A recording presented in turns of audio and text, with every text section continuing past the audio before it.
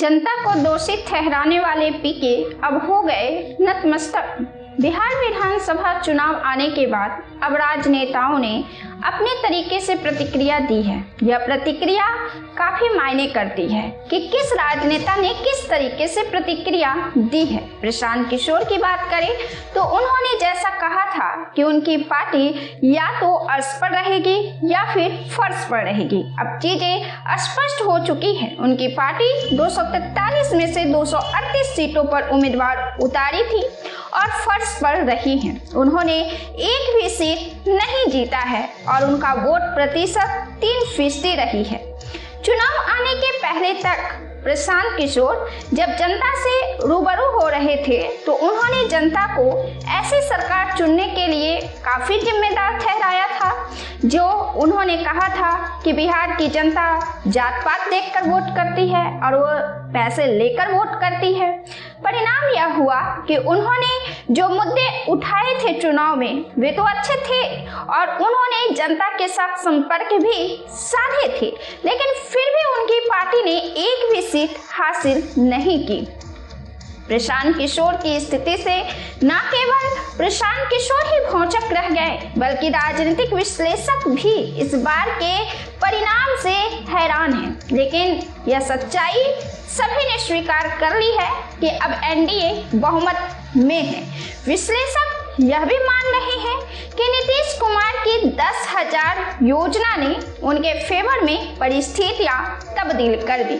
प्रशांत किशोर की सभा में जनता तो आती थी, भीड़ भी होती थी, लेकिन यह भीड़ उनके वोट बैंक में तब्दील नहीं हो सकी। इस बात को उन्होंने भी स्वीकारा है। लेकिन चुनाव परिणाम की बात की जाए तो प्रशांत किशोर ने जिन मुद्दों पर बातें की, महिलाओं ने पहली बार में सुनते के साथ ही उन्हें खारिज कर दिया, क्योंकि हमारा समाज पुरुषवादी समाज है और यहाँ जब एक बार शराब चालू होगा तो अधिकतर परिवार में यह चालू हो जाएगा। बिहार की महिला नहीं चाहती हैं कि यह चीज उनके घर में प्रयोग में लाई जाए।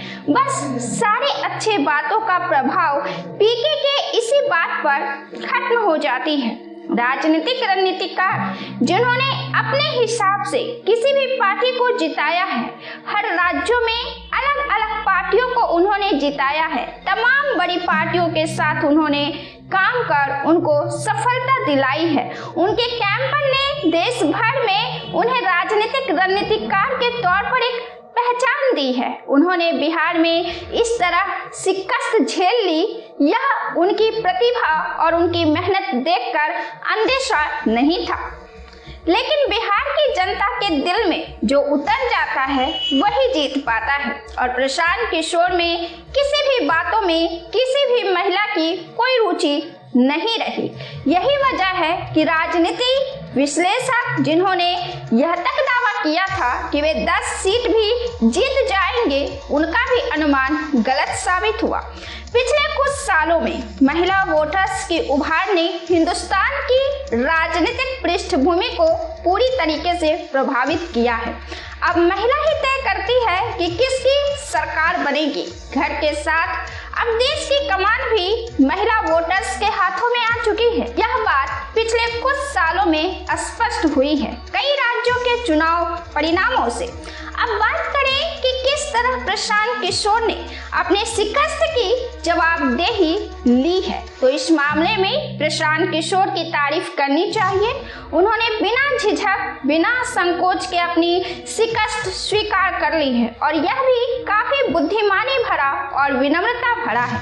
उनके शब्दों में बात करें तो उन्होंने कहा है कि कोशिश सही थी, लेकिन जनता का भरोसा जीतने में वे चूक गए।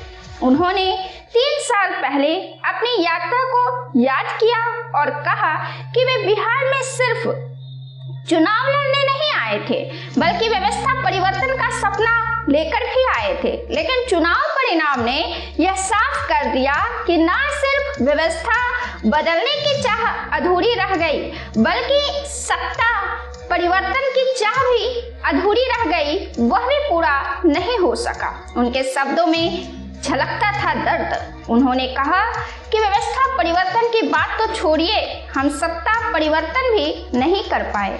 गलती हमारी रही, जनता ने हमें क्यों नहीं चुना, इसकी जिम्मेदारी मेरी। उन्होंने किसी पर आरोप लगाए बिना कहा कि गलती जनता की नहीं, उनकी टीम की रही है। उन्होंने आगे कहा कि हमारी सोच में, हमारी रणनीति में कुछ कमी रही होगी, तभी जनता ने हमें नहीं चुना। प्रशांत किशोर ने कहा कि वे अपने साथियों को जीत नहीं दिला सके, जनता का विश्वास नहीं जगा सके और यह जिम्मेदारी पूरी तरह मेरी व्यक्तिगत। उन्होंने कहा कि जन स्वराज का अभियान जटिल जरूर हुआ है, लेकिन लड़ाई खत्म नहीं हुई है। बिहार की राजनीति में बदलाव की चाह अभी जिंदा है, बस उसे दिशा देने वाले कदमों को शायद नए सिरे से उठाने की जरूरत है। लेकिन स्पष्ट तौर पर कहा जाए तो उनकी विनम्रता और साफ गोई ने यह जरूर साबित कर दिया कि राजनीति में हार स्वीकार करना भी बड़ी जीत होती है।